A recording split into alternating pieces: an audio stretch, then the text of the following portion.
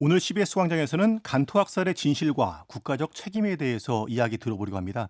기억과 평화를 위한 1923 역사관 관장이신 김종수 목사님 모셨습니다. 목사님 안녕하세요. 예, 아이고 반갑습니다. 초대해 주셔서 고맙습니다. 예, 방송에 처음 오셨는데 예. 간단히 자기소개 부탁드립니다. 어, 원래 저는 대학과 대학원에서 기독교 교육을 전공한 교육하는 사람이었는데요. 우리 친구들하고 같이 그 대안학교 친구들하고 같이 일본에서 캠프호를 하다가 네. 간토학살 역사를 직접 목격을 했던 그 당시에 10살 때의 증언자 야키가의 타에코 할머니를 만나면서 제가 이 역사에 휩쓸리게 됐는데요. 이 역사를 그 증언자로부터 이렇게 듣고 그리고 그 이듬해에 현장에 가서 이렇게 조사를 해보면서 제가 알고 있던 역사, 제가 배웠던 역사가 전혀 달랐다라고 하는 데에서 충격을 받으면서 이 사건을 아이들과 교사들이 함께 계속 조사해 나가기 시작을 했죠. 그러다가 20년 동안 이 사건에 그냥 계속 사로잡혀서 지금 역사관을 운영하고 있습니다. 기독교 대안학교 교사 활동하셨어요, 원래? 그렇죠. 교사도 하고 뭐 교장도 하고. 어, 예. 그 대안학교 학생들과 함께 일본에 가서 간토학살을 처음 마주한 게 몇 년도인가요?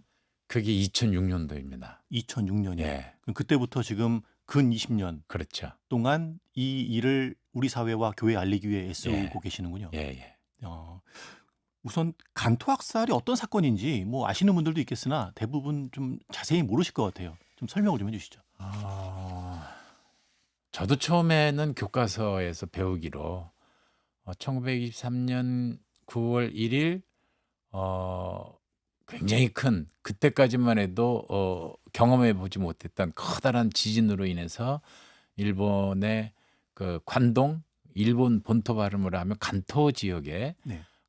이루 말할 수 없는 큰 피해가 일어났는데 그때의 근거를 알 수 없는 유언비어가 나돌았고 그 유언비어를 믿은 일본인들이 조선인을 살해했다라고 교과서에서 배웠던 거거든요. 네.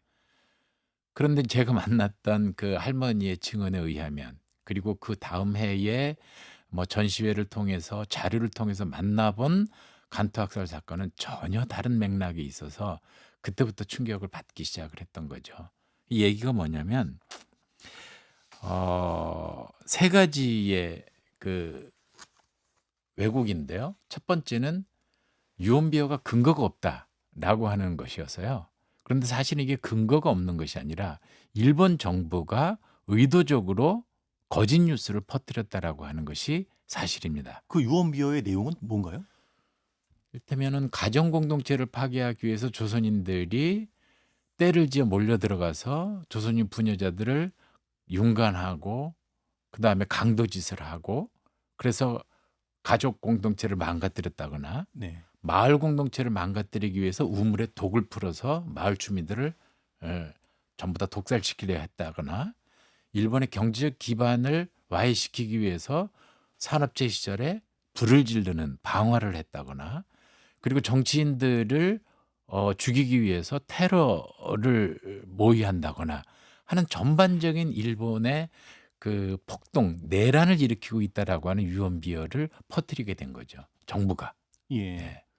그 내용이 이전까지는 알 수 없는 유언비어라고 알려져 있었는데 그렇죠. 실제 일본에 가서 당시 상황을 경험했던 할머니로부터 이야기를 들어보니 할머니도 듣고 예. 할머니로부터 다 이야기한 것은 아니지만 그때 인제 여러 현장 지역에 인제 듣기 조사를 하면서 뭐 도쿄, 가나가와, 치바, 사이타마 이런 지역을 찾아다니면서 거기서 자료를 조사했던 많은 활동가들의 증언에 의하면 이건 국가가 이렇게 공문을 내려서 자경단이 조직됐고 자경단이 어떻게 움직여야 된다는지를 이야기를 전해 주었고 치바 같은 데는 후나바시 송신소가 있는데 이 후나바시 송신소에서 일본뿐만이 아니라 아시아 전역에 그렇게 전파를 방송하는데 거기에 공식적인 문서죠. 네. 거기에 조선인들이 이렇게 일은 했다. 아까 말했던 대로.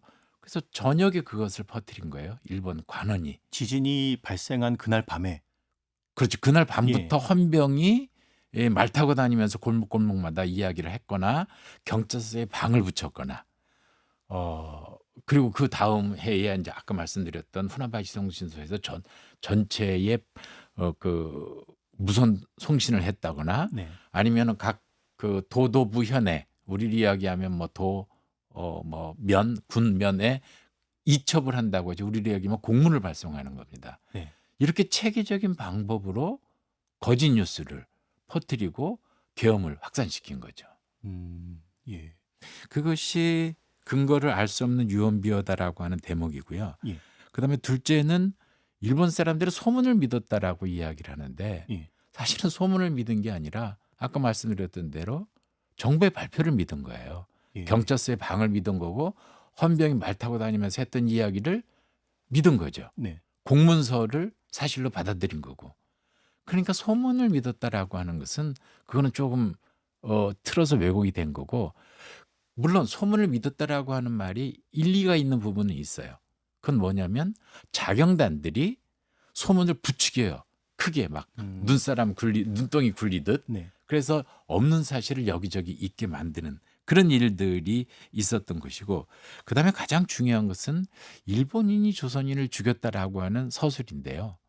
일본인 하면 특정하지 않은 일본인이라고 한다면 뭐 일본 전체를 이야기하는 거잖아요. 그런데 사실은 계엄 군인과 경찰과 그리고 마을 자경단들이 조선인을 학살한 이 특정한 그 군인, 경찰, 자경단을 지칭하지 않고 뭉뚱그려서 일본인이 죽였다라고 하는 것은 그냥 개개인 간의 사례처럼 만들어져서 이것은 나중에 책임을 물을 수 없는 개개인의 문제로 그렇게 되면 결국은 공소시효가 개개인 간의 사례 문제는 공소시효가 돼서 더 이상 책임을 물을 수 없는 것이 돼버리는 거죠. 그러니까 일본 정부는 국가 책임을 모면하기 위해서 뭉뚱그려서 일본인이 조선인을 살해했다라고 하는 것으로 그렇게 역사적인 서술을 가져간 것이죠. 그러니까 잘못 알고 있는 간토학살의 진실은 그렇죠. 알 수 없는 근거로 퍼진 유언비어가 아니라 일본 당시 정부가 적극적으로 그렇죠. 조선인에 대해서 음해하는 내용들을 퍼뜨렸다는 것이고 예. 그 소문을 들은 일본인들이 음. 자경단을 조직해서 조선인을 학살하는 만행을 저질렀고 그것뿐만이 예. 아니라 계엄군이 네. 조선인을 죽였다는 것. 네. 그리고 국가의 공권력인 경찰이 조선인을 죽였다는 것. 이게 굉장히 중요한 거죠. 이게 국가 책임의 핵심이거든요. 예. 그렇게 해서 간토에서 지진이 난 그날부터 시작해서 피해를 당한 조선인의 수는 얼마나 되는 것으로 지금 확인이 되나요? 확인이 되는 바는 없지만 추정을 하는 부분은 있습니다. 그러니까 당시에 일본 이재동포 위문반이라고 하는 이름으로 동아일보나 뭐 이런 그 당시의 시민사회 단체가 이제 그 돈을 모아서 재난을 당한 그 우리 동포도 돕고 또 재난을 당한 일본인들도 돕고 하는 데 가면서 임시 정부가 당시 유학생들과 같이 연결을 하면서 곳곳을 다니면서 탐문 조사를 해요. 그래서 지역마다 다니면서 누가 어떻게 죽었다라고 하는 것들을 조사한 것을 다 일일이 적어 보니 독립신문의 발표로 6,661명이다라고 그렇게 발표를 하게 된 거예요. 그런데 독일 외무성에서는 2만여 명까지 조선인 학살됐다라고 하는 것을 발표하기도 하고 차이가 많이 나네요. 예. 예. 심지어는 일본에서는 뭐 한 230여 명 뭐 이렇게 발표를 하기도 하고 일본 정부가 밝힌 겁니다. 네. 그리고 사이토 마코토는 당시에 총독은 2명이라고 이야기도 하고 그러니까 2명에서 2만여 명까지 이 굉장히 많죠. 이게 차이가. 네. 결국은 이것은 일본이 당시에 그 조사를 하고 있다라고 했지만 그 결과를 발표하지 않았어요. 이를테면 제국의회 때 12월에 무소속의 그 두 의원이 나가이 류타로 의원하고 다부치 토요키치 의원하고 그 총리한테 물을 때 이거 조선인 학살 이 사건에 대해서 국가가 개입한 것에 총리 어떻게 생각하냐라고 그렇게 질의를 할 때 그때 총리가 한 말이 지금 조사 중에 있는 사안이다. 그러므로 대답할 수 없다라고 이야기를 했던 것이 사실 정말 조사를 했다고 한다면 기록이 있어야죠. 그런데 그 기록은 아베 때도 없다고 이야기를 했고 뭐 지금 현 총리도 없다고 이야기를 하고 있는 거죠. 그러면은 둘 중에 하나 누가 거짓말한 거잖아요.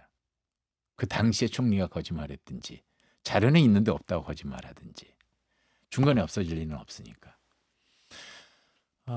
어쨌든 일본 정부가 제대로 조사해서 발표한 자료가 없었기 때문에 더더욱이 한국은 조선은 당시 식민지 상태였기 때문에 자세하게 조사를 할 수 있을 수가 없었죠. 경찰의 예. 눈을 피해서 이렇게 탐문 조사를 한 것이기 때문에 그래서 숫자가 명확하다라고 볼 수 있는 것은 사실 어느 것도 정확하지 않다라고 말씀을 드리는 것이 맞을 음. 것 같으나 예. 연구자들에 의해서는 대략의 이런저런 정황을 그 조사해 보면 또 파악해 보면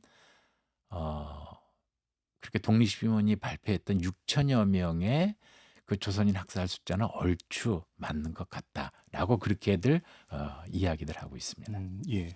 음 국가 차원에서 이 역사를 제대로 좀 조사를 하고 밝혀내야겠지만 예, 이 궁금한 것은 뭐 이런 일이 있었다라는 것을 이제 그 목사님은 일본에서 목도를 했고 예, 그 20여 년째 이걸 알리기 예. 위해 애쓰시잖아요.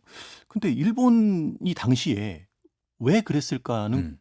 의문이에요. 이 야, 1923년이면 예, 뭐 일본이 그 이 전쟁에서 패망하는 뭐 인접한 시기도 아니고 아무리 지진이 났다고 음. 하지만 왜 조선인들을 이렇게 죽음으로 내모는 일을 자행했을까? 야, 그거 참 그렇게 질문하는 분들 많지 않은데요. 그거 굉장히 중요한 질문이에요. 그러니까 어떻게 보면은 일본인들은 보통 사람들이 가지고 있는 성정을 지니고 있는 사람들은 아닌가? 평소에 그렇게 잔인한 사람들인가? 라고 하는 생각을 할 수도 있어요. 특히 네. 뭐 사무라이 민족이기 때문에 뭐 이렇게 말 많이 하잖아요. 그도 그럴 것이 1일 날 지진이 일어나고 1일 날 저녁부터 관원에 의해서 그 거짓 뉴스가 퍼지고 그리고 2일 날 계엄령이 발표가 되는데 학살이 2일부터 시작이 되거든요. 아니 정확히는 1일 날 밤부터 조선인이 살해됐다라고 하는 기록이 나와요. 네.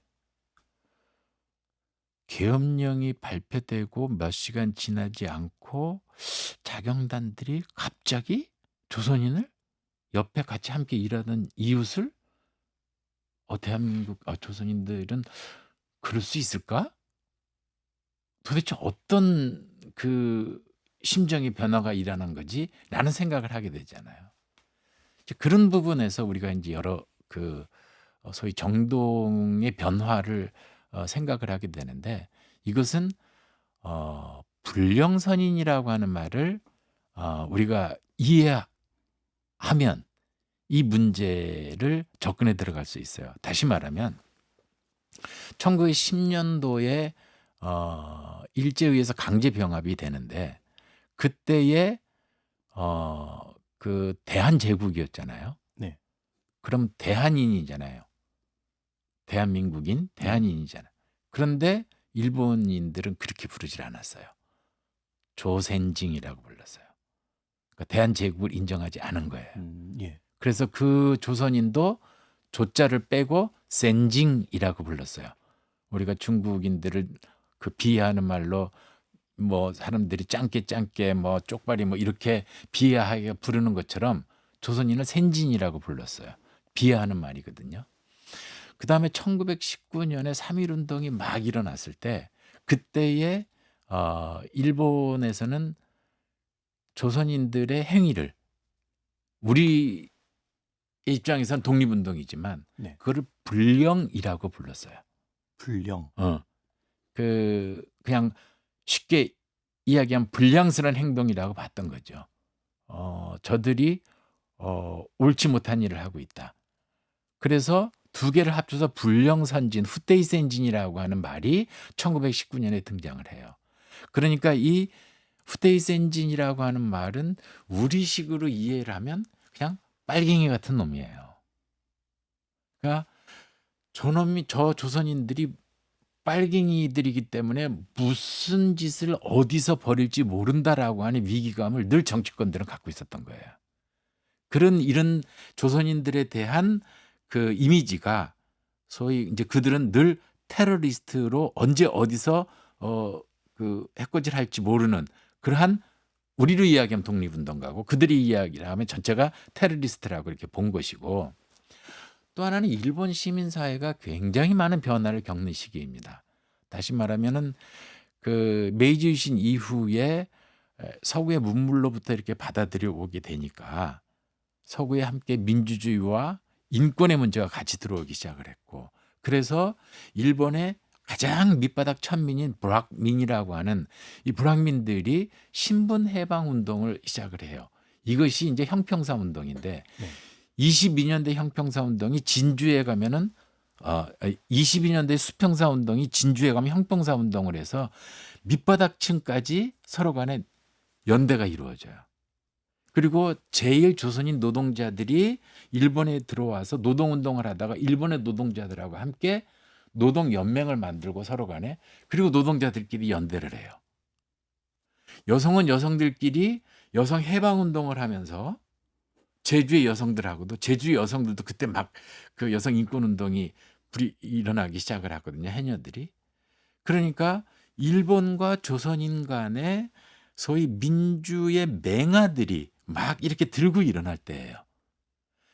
그런데 또 지식인층도 마찬가지로 각종의 이제 그 사회를 변화시키기 위한 소위 봉건 사회를 바꾸어 나가기 위한 막 개혁적인 철학들이 마구 밀려 들어오니까 거기에 사회주의, 뭐 공산주의, 뭐 아나키스트 이런 그 철학 공부하는 사람들이 많아서 국제적으로 연대하는 활동도 활발해졌던 거예요.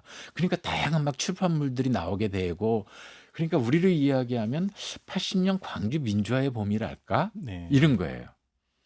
그런데 그 야마모토 콘베라고 하는 총리가 새롭게 그 취임하는 날이 언제였냐면 9월 2일이었어요. 지진 다음 날이었네요. 그렇죠. 예. 지진 다음 날 새 정부가 들어와서 지금 이렇게 권력의 입장에서 보면은 혼돈스러운 이 일본을 좀 이렇게 군국주의로 뻗어 나가야 되고 행정적으로 이런 시끄러운 것들을 좀 이렇게 내리 눌러야 되는 그런 그 과제를 안고서 총리가 딱 들어서야 될 시점에 지진이 뻥 터지니까 권력의 공백기가 오는 거죠. 그러니까 이 시기에 어떤 혼란이 야기될지 모른다. 이미 그 이전에 그 쌀이 군량미로 막 나갔기 때문에 시중에 쌀이 별로 없었어요. 네. 그러니까 쌀 그 소매하는 데서 쌀을 매점매석했어. 쌀값이 막 폭등하는 거예요. 그래서 이 민중들이 그 도야마로부터 시작이 돼서 각 현에 그냥 쌀값 때문에 거의 밀란 수준이 일어났던 것을 정부가 경험을 한 거죠. 지진이 일어났어요. 물자가 부족해요. 어떤 일이 어떻게 벌어질지 모르니까 일본 정부는 방법은 계엄령이다라고 생각을 했던 거죠. 그런데 계엄령을 내리려니 계엄령의 조건은 두 가지인데 전쟁 아니면 내란인데 갑자기 전쟁을 일으킬 수도 없고 그러면 내란이 그래도 가능성이 있다. 그럼 내란을 어떻게 만들어낼 거냐. 그럼 내란이 일어났다고 하자라고 해서 거짓 뉴스를 만들어서 관원이 퍼뜨리게 된 거죠. 예. 그래서 사회적으로 가장 약자였던 조선인을 그렇죠. 타깃으로 한 것이군요. 그리고 예. 조선인의 소위 이러이러한 주의자들이 뭐 사회주의자 이 사람들이 배후 조정해서 조선인들을 앞세워서 폭동을 일으켰다. 이렇게 스토리를 만들어간 거죠. 예. 이것은 이제 오랫동안 간토학살에 대해서 연구해 오신 이제 목사님과 약자들의 공통된 그렇죠. 생각이네요. 연구자들의 예. 생각이고 저야 그 연구를 받아서 실제적으로 이제 현장에서 어떤 일이 벌어졌는가라고 네. 했던 것을 듣기 조사를 했던 것이고요. 예. 이제 이것이 국가 차원에서 예.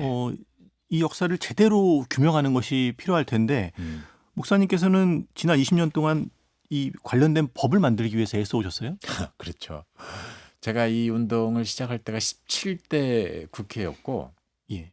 그때가 이제 84주기 때였는데 그때 그 일본의 제일동포들의 인권 문제에 특별히 관심을 가지셨던 유기용 의원을 찾아서 제가 부탁을 했죠. 사실은 제가 역사를 이때 뭐 2006년도에 처음 이 사건을 만나고 2007년도에 유기용 의원을 찾아가서 제가 5월 달에 그 일본의 간토 패널 전시회를 보고 왔는데 너무 충격이었다고 이야기를 하면서 그것을 좀 한국 국회에 전시를 하고 싶다고 이야기를 하니까 역사학 전공자인 우리 유경 의원이 아니 뭐 신학을 하시는 목사님이 이렇게 역사에 예. 관심을 가지시냐. 그때 좀 순간적으로 네. 좀 이렇게 턱 막힌 부분이 있었지만 아니 의원님이 역사학을 전공하셨는데 역사학을 전공하시는 분이 정도를 가면 왜 목사가 이렇게 외도를 하겠습니까? 그렇게 이야기를 하면서 유경 의원하고 서로 이제 그 뭐 진정성이랄까 이것을 함께 확인한 다음에 84주기 9월 2일 가을 국회 시작하는 날 이제 전시회하고 국회에서요. 추도 집회, 예. 추도 집회를 하고 그때에 처음 간토 학살 1세대 연구자이신 강덕산 교수님과 야마다 쇼지 박사님이 오셔서 그때 이제 그 사건에 대한 이야기를 간단하게 설명을 해주신 것이 17대 국회였어요. 예. 근데 유경 의원이 18대 떨어졌어요. 그리고 19대 의회에 오셔서 제가 유경 의원을 붙들고서 특별법 가십시다. 라고 얘기해서 여야 의원 103명의 동의를 얻어서 유경 의원이 대표 발의해서 그 법안이 발의가 됐는데 결국은 본회의에 못 올라갔어요. 예. 그리고 20대 국회 또 떨어지셨어. 뭐 딴 의원을 찾으면 되는데 예. 딴 의원을 찾아가서 이렇게 했더니 뭐 주일 대사도 했던 아무 의원을 찾아가 했더니 그 오래된 그 역사적 사건을 뭐 이렇게 하면서 적극적으로 말씀을 안 하셔서 참 실망을 하고 20대는 넘어갔고 21대 국회에 또 유경 의원이 또 들어오셔서 양반이 그래서 별명이 퐁당퐁당 의원인데 그 의원이 들어오셔서 제가 이제 찾아갔더니 이 김 목사님 오셨으니 이게 또 간또 법안 또 만들려고 하는 얘기군요 하고 웃으면서 이제 다시 그때 한 거죠. 그때 이제 여야 의원 100명의 공동 발의로 또 법안을 냈지만 역시 음. 통과되지 못했어요. 예. 이번 국회에서는 지금 법안 심사 소위에서 그쵸. 통과가 됐고, 그렇죠. 그러니까 지금은 예. 이제 정치 지형이 많이 바뀌었잖아요. 네. 그러니까 친일 그 뭐랄까 이 당시 친일 정부가 이제 지나가고 지금은 어떻게 보면은 그 식민 시대의 범죄들에 대해서 좀 제대로 역사 정의를 해야 된다라고 하는 당 국회의원들이 많기 때문에 그 법안 심사 소위에서도 충분히 그런 이야기가 반영이 됐던 것 같고 행정안전위원회에서도 좀 무리 없이 통과되지 않을까. 그럼 본회의에서도 무리 없이 통과되지 않을까라는 예. 그런 희망을 좀 가져보는 거죠. 예, 모두 여야 합의로 그렇죠. 통과됐다고 하니까 예, 예. 이제 본회의까지 큰 이변이 없는 한 그렇죠. 사실 예. 이 문제는 뭐 여야를 다루는 그런 예. 진영 간의 문제도 아니니까요. 예, 그렇게 해서 특별법안이 통과된다면 예. 어떻게 달라지나요? 이제 지금까지는 민간이 조사를 했는데 네. 이제 국가의 공식적인 조사위원회가 만들어져서 일본 정부의 관련 자료들을 개인이 요구하는 게 아니라 이제 정부가 요구하는 그런 것이 되겠죠.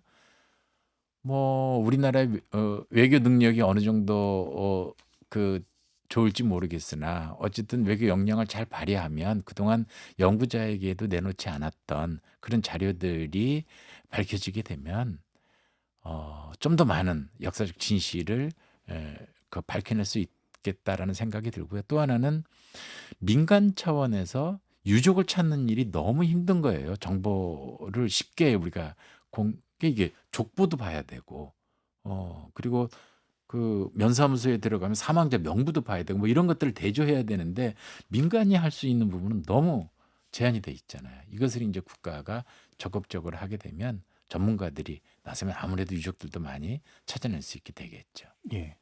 간토학살에 대해서 이야기를 들어보고 있는데요. 잠시 쉬었다가 이 간토학살이 또 신앙인들에게 어떤 의미가 있는지 예. 좀 이어서 이야기를 나눴으면 좋겠습니다. CBS 광장 오늘은 간토학살의 진실과 국가적 책임에 대해서 김종수 목사와 이야기 나누고 있습니다. 광고 듣고 잠시 뒤에 이어가겠습니다. 목사님께서는 이제 20년 가까이 간토학살의 진실을 알리기 위해서 애써오고 계신데 예. 이게 일본에서 벌어진 일이고 또 102년 전에 일어난 일이기 때문에 우리 국민 연구자들만으로 이 일이 제대로 진행되기 어렵잖아요. 그렇죠.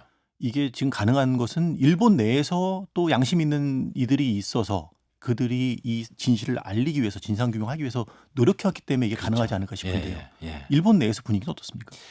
그 이제 우리가 생각할 때 이제 일본에서 조선인이 학살한 사건을 일본 사람들이 막 이렇게 자료를 찾아서 연구하고 또 지금까지 추도하고 있다라고 하는 것들을 감사해 하잖아요. 어, 사실은 일본에서는 그 역사를 매우 중요한 일본의 역사로 생각을 하고 있어요. 왜냐하면 조선인만 학살된 것이 아니거든요. 아, 그런가요? 그러니까 당시에 말하자면 80년도 광주 때에 광주의 소요 사태를 만들어낸 사람들이 배후에 누가 있다라고 해서 그 사람들이 사형언도까지 받게 된, 이를테면 김대중 예. 전 대통령 같은 경우는 그 이전에 광주의 배후 조종자로 이렇게 됐잖아요. 그러니까 일본의 당시에 뭐 아나키스트라든지 사회주의 운동가들이 이런 그 정치인들이 이때 대거 정치적으로 뭐 정치적인 숙종뿐만이 아니라 다 살해되는 경우들이 많아요. 아, 예. 그러니까 노동운동가들도 그랬고 특히 이제 뭐 아나키스트인 오스기 사카에 같은 여성운동자인 이토노에 같은 이런 다양한 사람들이 뭐 우물에 고문을 당하다가 우물에 이렇게 죽여서 우물에 시체가 집혀졌다든지 노동운동가들이 대거 그냥 학살당했다든지 그러니까 단순히 조선인으로 오인해서 죽은 일본인들이 많았다라고 하는 것을 넘어서 당시에 반정부 인사들이 이때 많이 학살을 당한 거예요. 그러니까 그 일본인들을 추모하면서 아울러서 조선인들을 추모한 이 운동이 두 축이 지금까지 계속 이어오고 있는 거죠. 그러니까 지금 연구자들은 이때 당시에 학살된 사람들, 이때 당시에 한쪽에서는 제노사이드이기도 하지만 한쪽에서는 정치적 학살을 벌였던 이 사건에 대한 연구가 계속 이어져 왔던 거죠. 그러니까 어찌 보면 일본은 자기들의 역사이니까 계속해서 이제 그 기억을 이어오고 있는데 한국은 이 역사를 우리 역사라고 생각하지 못했던 거 아닌가 싶은 생각이 들어요. 조선인이 아까 이제 독립신문에 의하면 예. 6,661명, 예, 뭐 독일 외무성은 2만 명까지 예. 학살당했다라고 기록을 하고 있는데 왜 우리는 그 사안에 관심을 갖지 않아 왔을까요? 뭐 적극적으로 방어적 입장을 두둔하는 입장을 취한다면 해방 이후 세워진 정부가 좀 친일 정부였다라고 하는 것 때문에 좀 이 학살 사건에 대해서 언급하는 것을 굉장히 시적으로는 일본에서 금기로 되어 있어 왔으니까 네. 새롭게 그 문제를 제기하는 것이 두려웠다라고 할 수도 있을 거예요.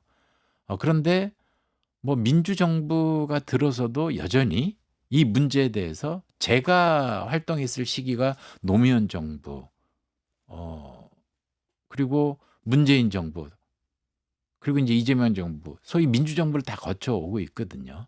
그럼에도 불구하고 앞선 두 정부 때 이 문제가 특별법이 그렇게 여야 103명, 뭐 100명 했음에도 불구하고 통과되지 못했던 이유. 그리고 시민사회에서도 간떡살 문제가 적극적으로 역사정의 운동의 중심으로 들어오지 못했던 것은 어떻게 보면 이 역사가 우리들이 집중적으로 다뤄야 될 문제에 뭐랄까 좀 달리 말하면 이주 노동자가 학살당한 거잖아요. 그렇죠. 이주 노동자가 학살당한 거면 민노총이나 한노총이 이 문제에 관심을 가져야 되는 거죠. 네. 자기 역사를 생각하지 못했다라고 하는 것은 그런 의미에서 말씀을 드리는 거예요. 수많은 사람들이 학살을 당했는데 이 우리나라에는 그들의 가족들, 유가족들이 같이 연대하거나 이런 움직임은 예. 전혀 없었나 보죠? 그러니까 누가 죽었는지도 모르고, 예. 죽은 사람들이 누구다라고 하는 이름이 밝혀진 것이 아니니까. 네. 그냥 6천 명이라고 하는 것 속에는 죽은 사람들이 몇 명, 뭐 군마현에 몇 명, 치바현에 몇 명, 이런 식의 쭉 게 되니까 숫자만 있는 거지 누가 죽었는지를 모르는 거예요. 그리고 살아 들어온 유학생도 총독부가 철저히 쫓아다니면서 입막음을 한 거예요. 그렇기 때문에 내 가족이 돌아오지 않았는데 죽었는지 살아서 일을 하고 있는지 전혀 알 수가 없는 거예요. 그런 상태로 지금까지 온 거죠. 그런데 네. 이제 누가 간신히 살아 들어온 사람들이 너희 누가 죽었어. 알고는 있지만 확인할 수가 없는 거죠. 이런 상태로서 지금까지 되어져 왔기 때문에 사실은 그렇게 해서 일치되는 유족들이 한 10가정 정도도 안 되는 그런 상황인 겁니다. 예. 정권에 따라서 특히나 일본에 관한 이 역사 해석이 좀 이렇게 바뀌는 그런 예. 일들을 이제 우리가 경험해 왔잖아요. 예, 예. 그 속에서 기독교인들은 어떤 입장을 취해야 할까? 음. 목사님 생각을 좀 말씀해 주시죠. 참 어려운 문제인데요, 교회가. 뭐 성서에도 이렇게 그 제사장적 전통의 그 우리 경전 그 성서도 경전으로 문서도 경전으로 들어오고 또 예언자적 그 전통에 따른 문서도 우리가 경전으로 다 들어오고 그러는데 하나는 이 공동체를 유지하기 위해서 어떻게 해야 된다라고 하는 체제 유지적인 입장도 있고 또 권력이 잘못됐을 때 어떻게 해야 된다라고 하는 개혁의 입장도 있지 않습니까? 이 두 축은 교회가 가지고 있어야 될 이게 두 날개인데 한쪽에 너무 치우친 부분이 있어서 우리 사회도 마찬가지지만 그런데 이 역사의 해석에서 우리가 그럼에도 불구하고 우리가 놓치지 말아야 된다라고 하는 것은 국가 폭력의 피해를 받은 사람의 입장, 또 소수자의 입장. 그렇기 때문에 성서의 이주민에 대한 약자들에 대한 것에 끊임없이 관심을 가져야 된다라고 하는 것은 율법에도 나와 있고 예수님의 복음의 말씀에도 나와 있는 부분이거든요. 내 나라가 여기 있다 저기 있다 말하지 말라. 나의 나라는 오직 하나님의 나라다라고 하는 이야기는 세속의 권력과 거리를 두고서 권력과 짝하여 놀지 말고 권력이 잘못했을 때는 비판할 수 있어야 된다. 이것이 교회의 기능인데 그런 관점에서 바라볼 때 간토학살의 문제를 어떤 시각으로 바라봐야 될 거냐라고 하는 것은 저는 명백하다고 봐요. 예. 아벨 핏소리를 들을 수 있어야 되거든요. 예. 20년 동안 활동해 오시면서 같이 연구에 참여하시는 분들이 주로 역사학자들이시죠? 그렇죠. 교회가 좀 참여하는 부분은 있었나요?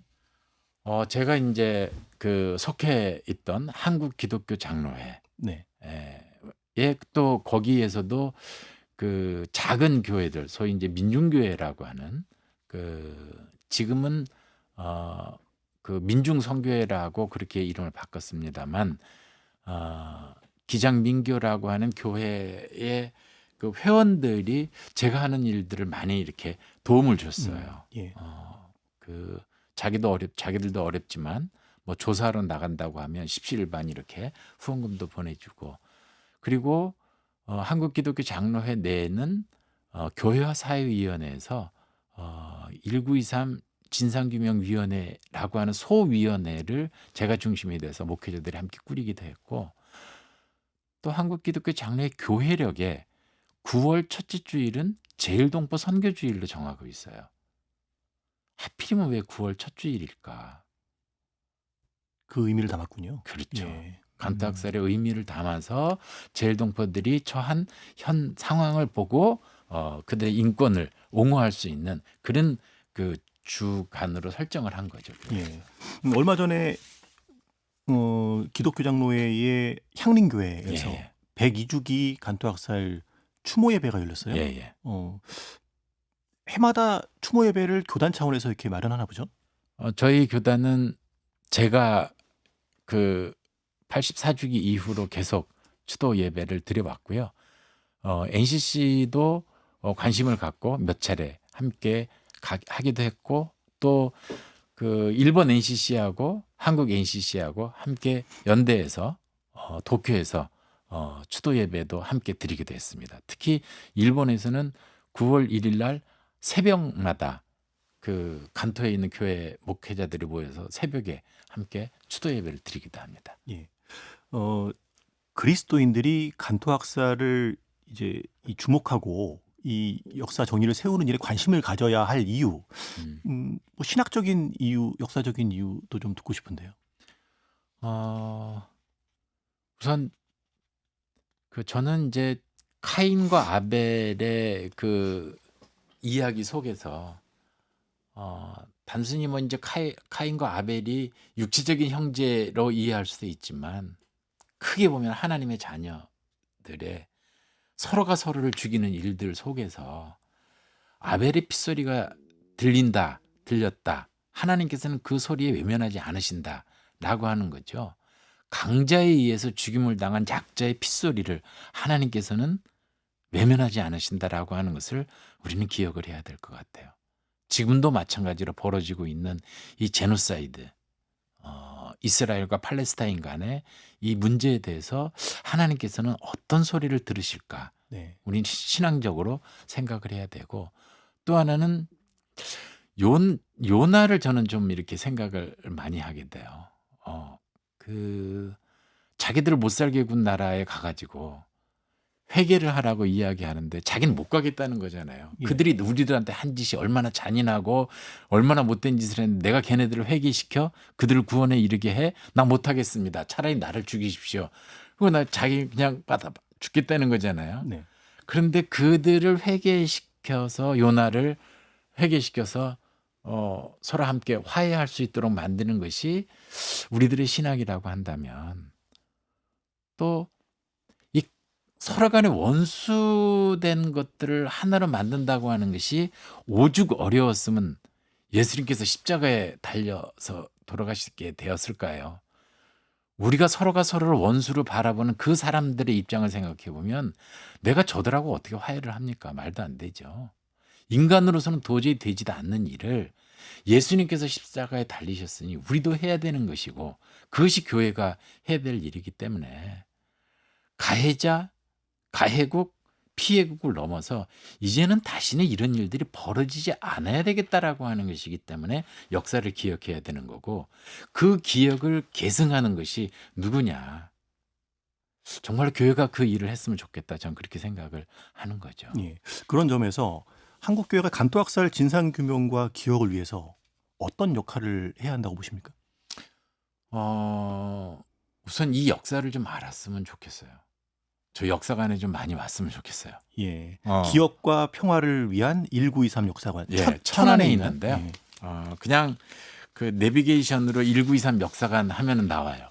대중교통은 좀 힘들지만 산 중턱에 있어서 뭐 게스트하우스도 한 80명 정도 묵을 수 있으니까 교회 수련회로 오셔서 이 역사 공부를 좀 하시면 좋겠고 오시지 못한다고 한다면 그냥 이렇게 검색창에 1923 뉴스를 이렇게 검색하면 제가 운영하는 웹진이 있어요. 예. 거기에 들어가면 이렇게 그 관련된 그 뭐 신문 기사들이 이렇게 볼 수가 있고 뭐 유튜브에서도 1923 김종수 하면 관련 자료들이 많이 이렇게 볼 수가 있을 것입니다. 그러니까 그 이야기는 우선 이 사건이 아까 말씀드렸던 유언비어를 믿은 일본인들이 그냥 조선인을 화가 나서 죽였다라고 하는 것이 아니다. 네. 이것은 국가폭력이다라고 하는 것을 알게 될 거고 국가폭력은 홀로코스트처럼 끝까지 마치 나치에 부역한 사람을 끝까지 찾아가서 그 범죄의 책임을 묻는 것처럼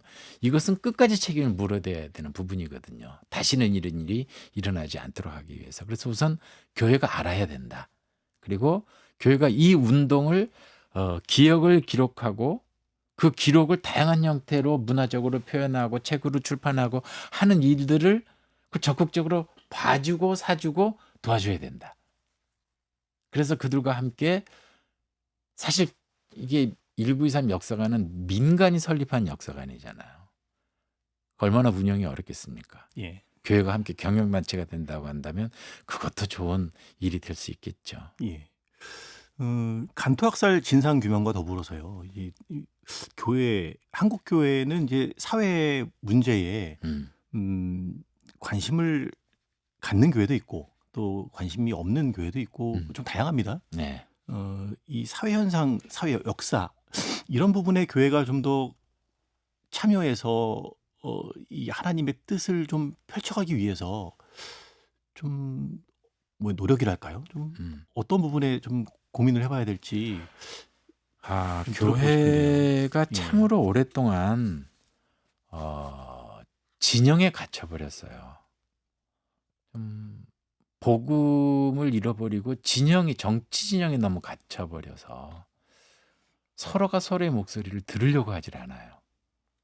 말을 하려고는 많이 하지 네. 들으려고는 안 해요. 논리적으로 유튜브도 알고리즘에 의해서 내가 보고 싶은 것만 보여지는 것처럼 그래서 상대방의 목소리를 들으려고 하질 않아요. 정말로 약자들의 목소리를 들으려고 하지 않아요. 좀 경청하는 자세가 되어졌으면 좋겠다 하는 거고 그다음에 아까 말씀드린 것처럼 예수님께서는 원수를 사랑하라고 하셨는데 원수를 바라볼 수 있어야 돼요. 이쪽이든 저쪽이든 서로가 말도 안 되는 집단이라고 규정하지 말고 그들은 왜 저렇게 이야기할 수밖에 없을까라고 이해하는 마음을 가져야 된다고 저는 생각을 해요. 양쪽의 교회가. 교인들 속에도 양쪽이 있을 수 있잖아요. 예수님께서는 뭐라고 말씀하실까? 예수라면 어떻게 하실까? 저 상황에서. 그래서 거기에 좀 조용히 내적으로 들리는 소리에 좀 기도하고 명상하면서 들을 수 있어야 된다고 생각을 해요. 자기 목소리를 내는 것이 아니라. 그렇게 될 때 차분하게 교회가 설 자리를 찾을 수 있지 않을까. 교인들이 예수라면 어떡할 것인가 라고 하는 질문을 차분히 묻는다면 거기에서 길을 찾을 수 있지 않을까. 사회 참여, 먼 참여, 이런 용어 자체가 사람들을 이렇게 좀 서로를 갈라치기 때문에 그냥 복음에 입각해서 이 상황에서 예수라면 어떨 것인가 라고 묻는 것이 필요하지 않을까 저는 그렇게 생각을 해요. 예. 간토학살 진상규명 이야기를 들었습니다만 우리가 이제 그리스도인들이 일본을 어떻게 생각해야 되는가도 예. 한번 짚어봤으면 좋겠어요. 그렇죠. 많은 교회들이 일본 선교에는 관심이 많은데 한일 관계 예. 속에서 그리스도인들이 어떤 입장을 가지고 다양한 사안들을 바라봐야 되는가 예. 좀 고민이 되는데요. 그렇죠.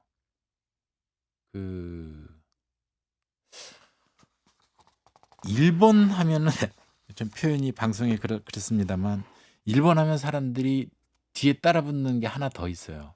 일본 하면 일본 놈. 이런 적대적 감정이 식으로. 크죠. 예. 굉장히 서로가 서로를 혐오하는 그 수치가 양국 다 높거든요. 그런데 젊은이들의 입장에서 특히 K-팝을 좋아하는 K-문화를 좋아하는 사람들의 입장은 전혀 달라요. 여행? 일본 제일 많이 갑니다. 일본에서 한국 굉장히 많이 와요. 네. 그럼 무엇이 혐오고 어떤 것들이 서로 간의 친화를 만들어내는가. 이 부분에서 우리는 지나치게 좀 혐오가 증폭되어 있고 또 서로를 좋아하는 이 마음들은 굉장히 약하게 되어 있다. 무슨 소비 수준처럼만 되어 있는데 그렇지 않다는 거거든요. 간도 문제만 하더라도 제가 이 문제를 안내해 준 사람이 일본인이고 이 긴 역사 동안에 추도해온 사람들이 일본인이고 일본에 40여 개의 추도비가 있는데 7, 80%가 일본인이 세운 거고 조선인이 돌아가신 그 유해를 매일 가서 추도하는 것도 일본인이고 저들 앞에서 과연 한국 사람들이 가서 유해 주십시오. 고국으로 가서 할 겁니다. 라고 유해를 막 가져와 가지고 아무데나 복당 아무데나 묻을 수 없지 않습니까? 소위 말하면은 조선인을 학살한 그 세력들, 일본 제국들, 그 주체들은 분명히 밝혀야 되지만 일본 한 사람 한 사람들에 대해서 뭉뚱그려 가지고 민족을 서로 간에 혐오로 바라보는 것은 그것은 옳지 못하다라는 생각이 들어요. 그러니까 서로를 알면 알수록 굉장히 정이 많은 사람들이고 서로 간에 좋아할 요소들이 많이 있거든요. 그런 부분에서 정말 우리 그 이재명 대통령이 앞마당을 같이 쓴다라고 이야기를 했잖아요.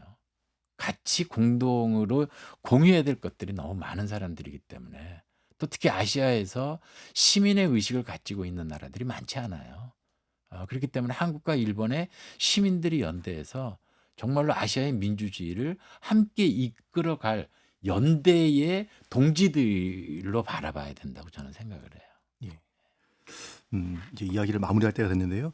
오늘을 살아가는 그리스도인들에게 당부하고 싶은 말씀 있으시면 한 말씀 해주시죠. 어렵지만 예. 화해의 주체들이기 때문에 그 예수님께서 원수를 사랑하라라고 하는 이야기를 정말로 우리가 사랑하지는 까지는 못한다고 하더라도 이해하려고 많이 노력을 했으면 좋겠다. 그래야지만 양극단으로 치닫는 이 사회 속에서 교회가 지금 사회로부터 신뢰를 잃어버린 것을 이제 차근차근 회복해 갈 수 있을 거다라는 그런 생각을 합니다. 갈라치기 안 했으면 좋겠어요, 교회가. 예. 더불어서 이 특별법이 빨리 통과돼서 그렇죠. 국가 차원에서 예. 진실 규명이 좀 이루어졌으면 좋겠습니다. 예. 그리고 예. 민간에서도 국가는 국가대로 하더라도 국가가 어떠한 조사의 결정을 내린다고 하더라도 이 정권이 바뀌면 이게 뒤집어 버리는 일이 있기 때문에 민간은 민간 나름대로 해왔던 진실 규명과 또 피해자의 명예 회복을 위해서 또 교육이나 이런 다양한 활동을 통해서 민간의 활동도 계속 더욱더 활발히 해 나가야 될 부분이라고 생각을 합니다. 그런 부분에서 교회도 함께 협력하는 그런 파트너가 될 수 있다고 생각을 합니다. 예. 구체적으로 잘 몰랐던 역사인데 자세히 아는 좋은 기회가 됐습니다. 예, 목사님 말씀 감사합니다. 아이고 초대해 주셔서 고맙습니다. 예. 예.